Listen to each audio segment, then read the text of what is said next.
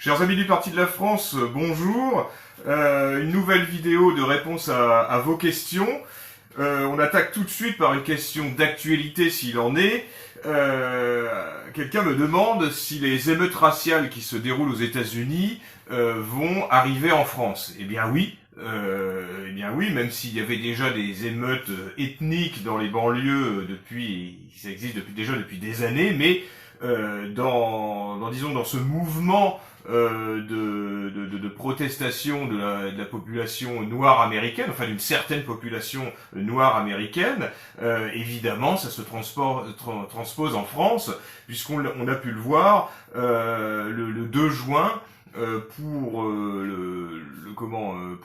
justice pour Adama Traoré, vous savez cette crapule africaine qui est décédée lors d'une interpellation par des gendarmes de couleur d'ailleurs. Apparemment ils sont antillais, donc ça va être assez compliqué de dénoncer le racisme de cette interpellation. Mais ça a rassemblé, voilà, le 2 juin, donc la manifestation était évidemment interdite, mais le 2 juin, en plein état d'urgence sanitaire, eh bien, devant le TGI de Paris, 20 000 personnes, paraît-il, se sont rassemblées, devant le tribunal de Paris. Évidemment, il y a eu des incidents, puisque je pense que pas mal de ces personnes étaient là aussi pour créer un certain nombre d'incidents. D'ailleurs, je pense que c'était également voulu par les organisateurs qui étaient en colère et qui veulent transposer donc les violences qui se déroulent aux États-Unis en France. Il y a une volonté clairement insurrectionnelle et également soutenue par l'extrême gauche, puisqu'on retrouve toute cette lie d'extrême gauche qui souhaite imposer le chaos social, qui souhaite imposer le chaos ethnique. Et évidemment, c'était l'occasion. Et donc 20 000 personnes. C'est vrai que ça peut paraître beaucoup, mais en fait, quand on connaît Paris, on sait que à Paris, là surtout depuis la fin du confinement, eh bien en fait, on voit errer en permanence des Africains dans toute la ville, partout. Donc je ne pense pas qu'il y ait 20 000 personnes qui soient mobilisées pour Adama Traoré le 2 juin, mais je pense que beaucoup d'Africains qui déambulent dans la rue toute la journée, comme on peut le voir à Paris, se sont agglomérés au sein de ce rassemblement en se disant, voilà, il y a peut-être un petit côté festif, il y a peut-être quelques magasins à piller, ou que sais-je, ou quelques voitures à brûler. Mais donc voilà, il faut savoir que la sociologie parisienne de 2020 se prête tout à fait à ce genre de gros rassemblement, étant donné que les rues parisiennes grouillent, on va dire, d'étrangers, en particulier d'étrangers africains, et que pour les mobiliser, ben voilà, il suffit de faire un peu de bruit, de mettre un peu de musique, de les haranguer un petit peu, et ils arrivent naturellement puisqu'ils sont déjà là dans la rue.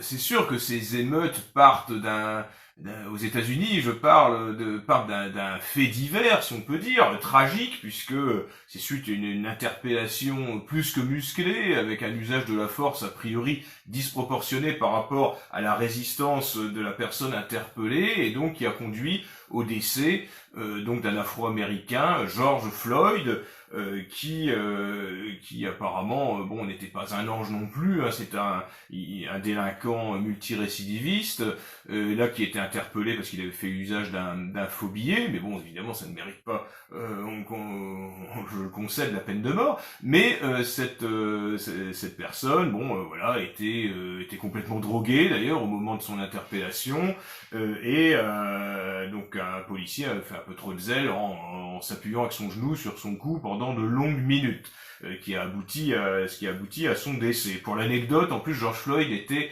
porteur du Covid-19, ça a été révélé à l'autopsie.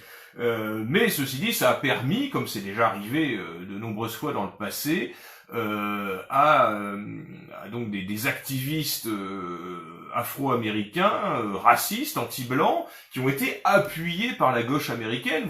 Il faut savoir aussi les États-Unis sont en année électorale, présidentielle, où Donald Trump se présente pour un deuxième mandat, et qu'en face, il a peut-être le pire candidat possible et imaginable du système, Joe Biden, qui est déjà quasi sénile et qui est une nullité crasse. Et pour donner un coup de pouce à Joe Biden, on a vu que le coronavirus n'a pas autant affaibli Trump qu'il l'aurait souhaité. Eh bien, les démocrates américains, en fait les gauchistes américains,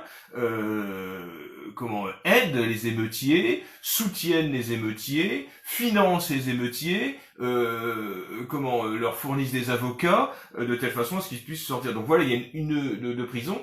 Donc voilà, il y a une grosse manipulation de la gauche américaine, comme il y a une grosse manipulation de la gauche française, de l'extrême gauche française, dans toutes les émeutes, l'excitation de ces masses d'halogènes, à qui bien sûr on enseigne, on dit à la télé, à travers les médias, qu'ils sont les victimes d'un racisme systémique, d'un racisme d'État, c'est un déni total de la réalité, que ce soit aux États-Unis ou que ce soit en France. La moindre personne de couleur qui se donne la peine de réussir va bénéficier de discrimination positive.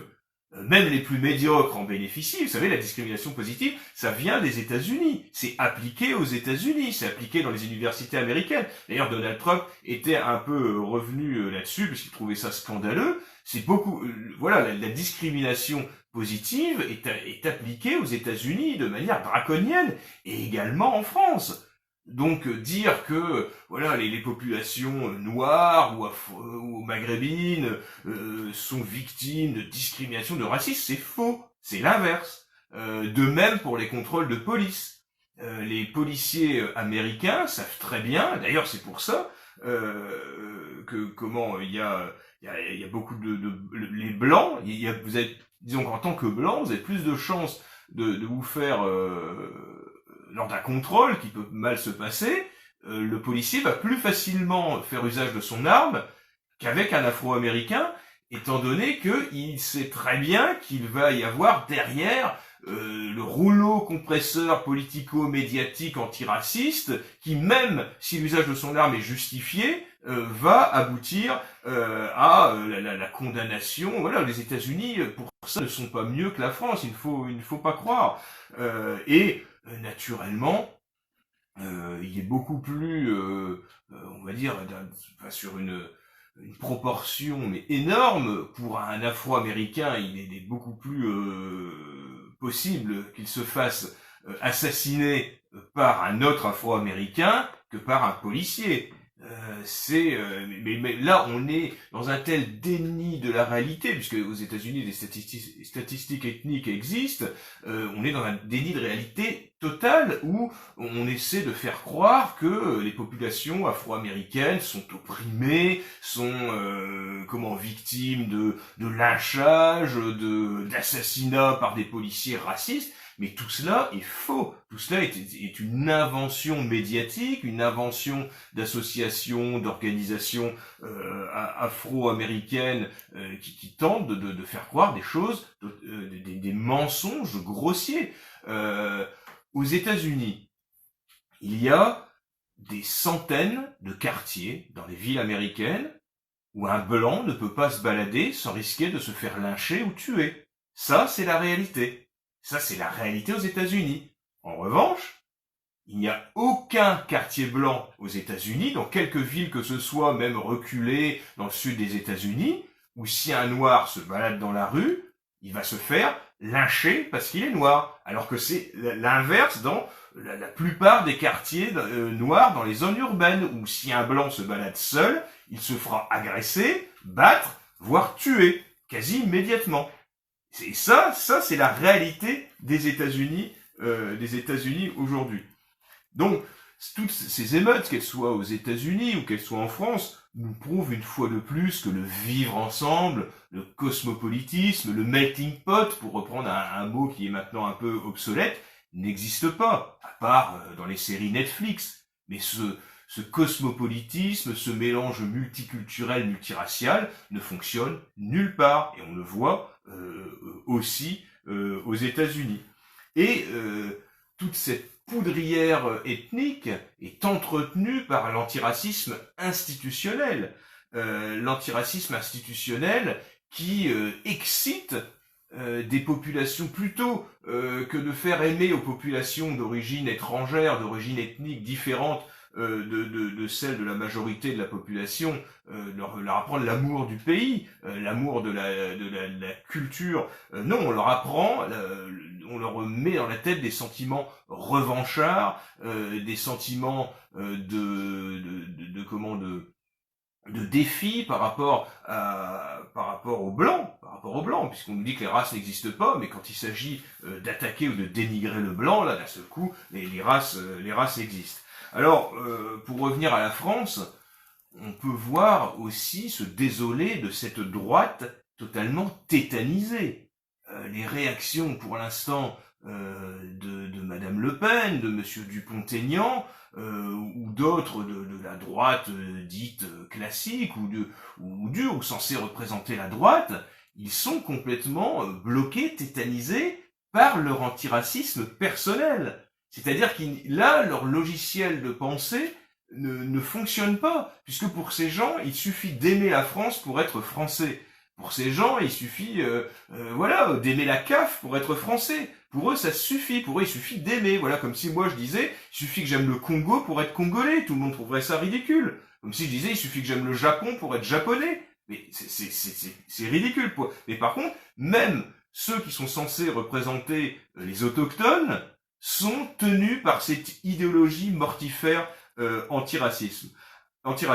Alors une autre question qui se rattache à la première, c'est est-ce que le nationalisme a du souci à se faire face à ces émeutes raciales, ethniques?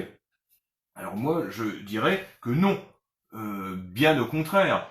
Je pense que ce type d'émeute, cette agressivité affichée des populations étrangères ou d'origine étrangère en France, va servir à réveiller, je l'espère, ceux qui sont les plus lucides, les Français de souche, qui, j'espère, vont commencer à s'apercevoir qu'il existe des populations hostiles, que ces gens sont très nombreux, sont très agressifs et ne nous souhaitent pas du bien sur notre propre sol. Nous sommes en France, je vous le rappelle, la France. La France, c'est le pays des Blancs.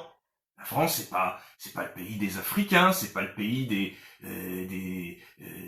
Chinois, c'est pas le pays des Pakistanais, c'est pas le pays des Français. Et les Français, dans leur grande majorité, ce sont des Blancs.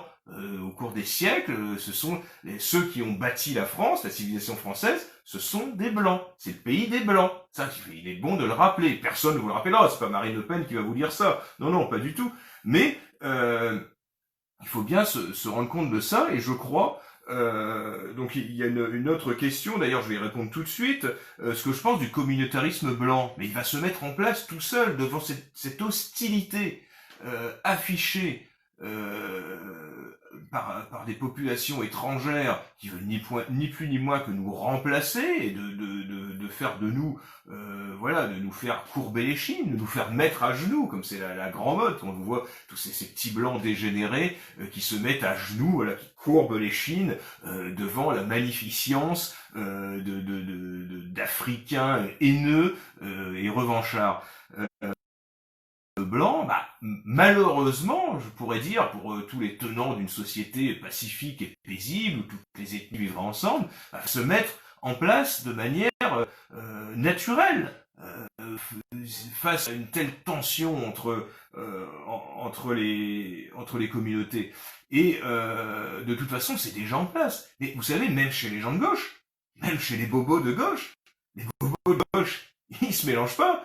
Ils manifestent pour les sans-papiers, mais ils vivent pas les sans-papiers. Ils ne vivent pas à côté. Ils vivent dans des quartiers de blancs. Ils mettent leurs enfants dans des écoles de blancs.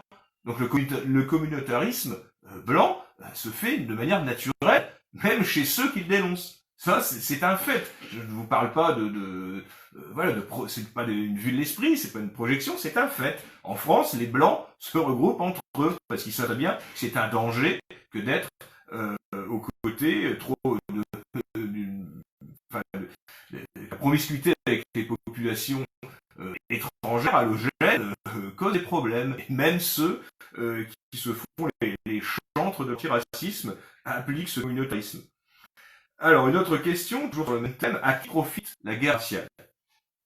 Alors, à qui profite, voilà, je pense que je peux vous dire surtout à qui elle ne profite pas. Elle ne profitera pas, pour l'instant, elle ne nous profite pas à nous. Vous savez, comme Donald Trump, qui a dit, stop, ça suffit, et lui, il est prêt à remettre l'ordre, law and order. D'ailleurs, il a repris ce slogan de Nixon au moment où les campus américains s'excitaient en 1968. Eh bien, Donald Trump, lui, le dit et il va le faire. Le problème, c'est que nous, pour protéger, pour établir l'ordre et la loi en France, on a Emmanuel Macron ou Édouard Philippe. Voilà, vous voyez un peu la différence, et c'est un petit peu plus dangereux. Donc voilà, le chaos ethnique ne va pas nous profiter. Tous ceux, voilà, qui, d'ailleurs, c'est amusant, vous savez, tous ces cyber warriors qui refusent de militer en disant qu'ils attendent impatiemment la guerre raciale, bah là, il est là, il est quasiment là, donc on les attend. On n'a pas vu encore beaucoup de ces fiers guerriers sortir l'arme à la main et comment combattre les émeutiers.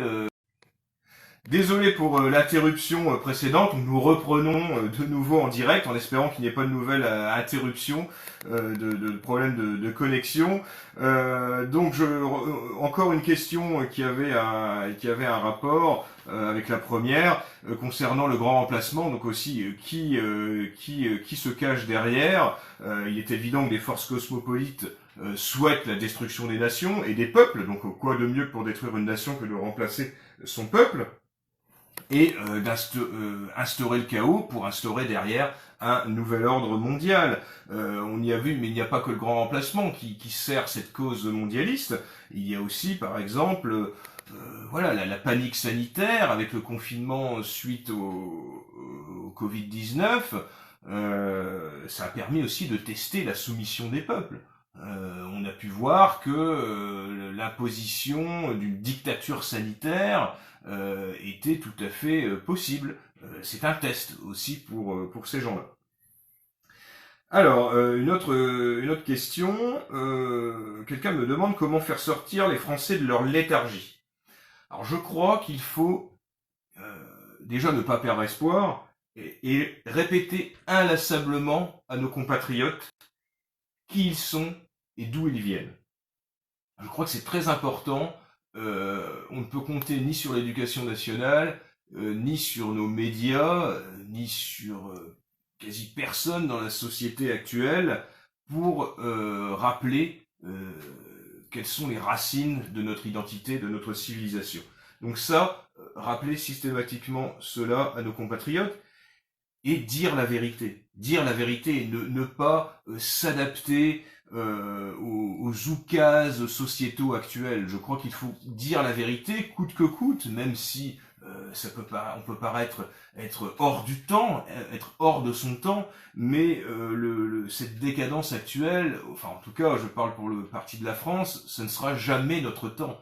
Je crois qu'il faut s'opposer à ce déclin qui soit moral, sociétal, migratoire, économique et tout le reste. Je crois qu'il faut s'y opposer bec et ongle et rappeler la grandeur de notre pays et de son peuple originel. Je crois que c'est notre devoir, en tout cas en tant que militant politique. Et, comme je vous le disais, maintenir l'espoir de changement politique. On peut se résigner, certes, mais... Alors désolé, nous avons encore eu une interruption, donc j'étais en train de vous dire que bon, je vous parlais de l'application Stop Covid, qui évidemment est encore une application pour vous fliquer, mais qu'à partir du moment où vous avez un téléphone portable, que vous utilisez les réseaux sociaux, que vous utilisez Google, vous êtes déjà fliqué, vous êtes déjà espionné. Donc l'application Stop Covid n'est qu'une application de plus pour vous espionner. le Made in France, on me demande ce que je pense du Made in France. Des choses, c'est-à-dire le fabriqué en France. D'une part, le Made in France, pour beaucoup, il n'est pas réel. C'est-à-dire qu'on peut mettre une étiquette fabriquée en France à partir du moment où on a cousu l'étiquette. C'est-à-dire que quelquefois un vêtement qui va être produit, je ne sais où, au Bangladesh par exemple, à partir du moment où on le transforme, même de manière très modeste en France, on rajoute juste un bouton par exemple, et bien on pourra dire que c'est du Made in France. Donc attention en particulier pour le textile, méfiez-vous du Made in France, même s'il y a évidemment encore quelques sociétés qui produisent en France. C'est sûr qu'il est toujours mieux de favoriser nos sociétés, mais je ne pense pas que ce soit aux citoyens de le faire. Je pense que c'est à l'État de mettre en place la réindustrialisation de notre pays et d'imposer aussi des barrières économiques pour favoriser nos entreprises, pour favoriser notre production nationale. Parce que l'inverse en fait de ce que fait l'Union européenne qui impose le libre-échangisme mondial sauvage. Et qui évidemment met nos entreprises, nos industries en grande difficulté face à la concurrence mondiale. Une autre question concerne le réchauffement climatique. Écoutez, je ne crois pas que l'activité humaine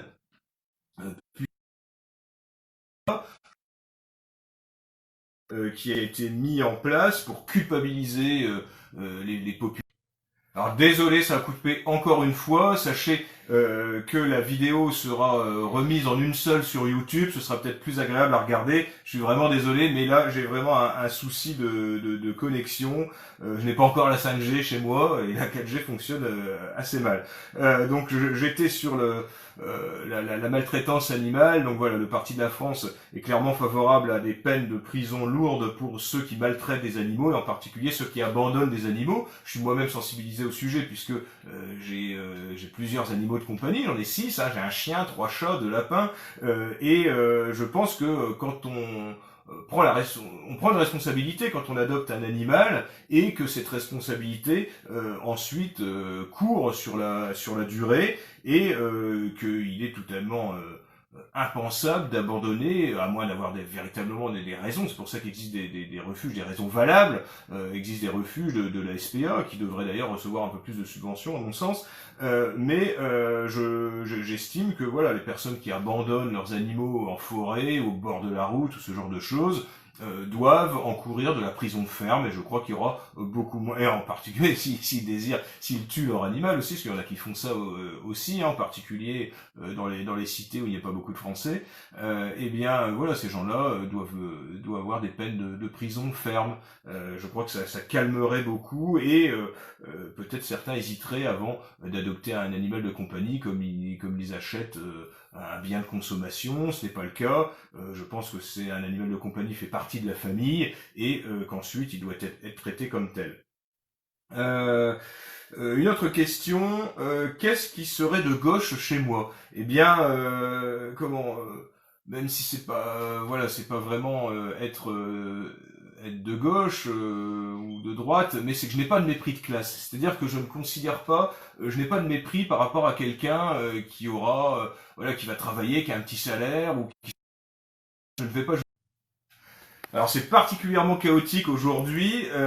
Écoutez, je ne sais pas si c'est Facebook ou ma connexion qui semble bonne, donc je ne comprends pas trop. Bref, je continue avec la dernière question. Je vais essayer d'aller vite pour éviter d'être encore coupé. Dernière question concerne la suppression du défilé militaire le 14 juillet prochain, ce qui est tout à fait étonnant, sachant que les parcs seront ouverts, les plages, les restaurants, les parcs d'attractions, et qu'il y aura toujours sûrement, malheureusement, des manifestations raciales et gauchistes qui vont avoir lieu, mais par contre il est impossible pour nos militaires, notre armée, de défiler le 14 juillet. Je crois que c'est tout à fait aberrant et que Emmanuel Macron utilise le prétexte sanitaire pour montrer tout son mépris de nos armées. Il s'agit véritablement tout un symbole, puisque l'armée représente la grandeur de la France, nos traditions, le corps de la nation, et également le dernier rempart contre la guerre raciale.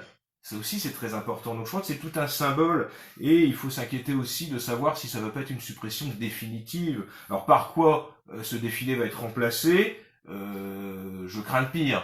Avec Emmanuel Macron. Alors est-ce que ça va être, il paraît qu'il faudrait rendre hommage, enfin il faut rendre hommage au personnel soignant. Je pense que le personnel soignant aurait peut-être aimé avoir un peu plus de considération avant et après, et surtout peut-être une meilleure rémunération ou une prime significative. Donc on se demande ce que va faire Emmanuel Macron. Est-ce qu'il va demander au personnel soignant de faire des TikTok en dansant? Je ne sais pas. Est-ce qu'il va faire venir des danseurs noirs homosexuels, comme il aime bien faire venir à l'Élysée? Est-ce qu'il va faire venir Bilal Hassani? On ne sait pas, on ne sait pas. Tout est possible en fait avec notre président de la République. Donc voilà, le Parti de la France déplore évidemment cette démilitarisation du capitalisme